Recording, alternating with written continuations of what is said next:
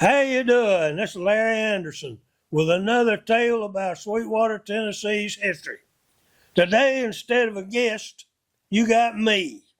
And I'm going to talk a bit about a sore subject, some folks, urban renewal. And from that to the floods we used to have, it seemed like every time it clouded up, Crawfish flooded. Crawfish, what is that?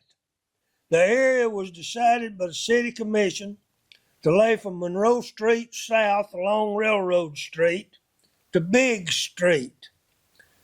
From Big Street over to the creek, following it back north to Monroe Street. According to the minutes of the meeting, this started in 1960. This area was deemed a slum and a blighted area. Folks that lived there didn't feel that way, but every hard rain they were flooded and had to be moved out of their homes and their homes torn down. That's urban renewal. The flood in 1963 was said to be the biggest ever, $50,000 worth of damages. National Guard was called in to help people evacuate. Urban renewal was a federal project. Of course, the city had to put some money in. The Sweetwater Housing Authority was put in charge of finishing homes, finding them for people to move into. They had to be close to where they worked, within walking distance, had to be able to afford them, had to be equal or better to what they had. Now, I don't know how that worked out. Now we're getting to the next part of flood control, the watershed project, dams and such. Crawfish was not the only place that flooded.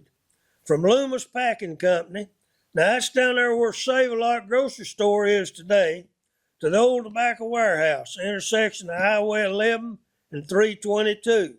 DJ Auto Repair was where the Chevrolet place was. I have seen new cars with water up to the windows.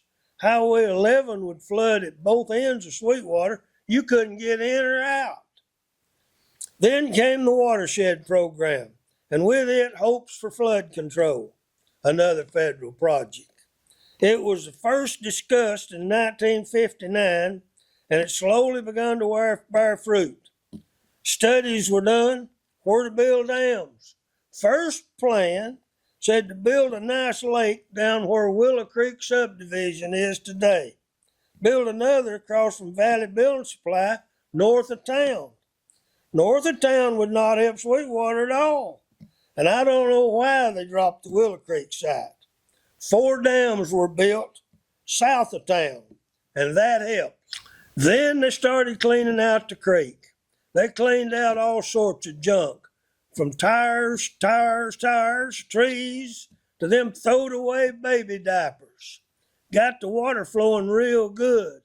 All of that work seemed to have stopped any major flooding in downtown Sweetwater. Several years go by without any flooding, so the city commission decides to throw in with another federal group, FEMA, so they can tell us all about flood control. They give the city a map that tells us where floodways and floodplains are. Now, you can't get flood insurance in a floodway, so you can't build anything there.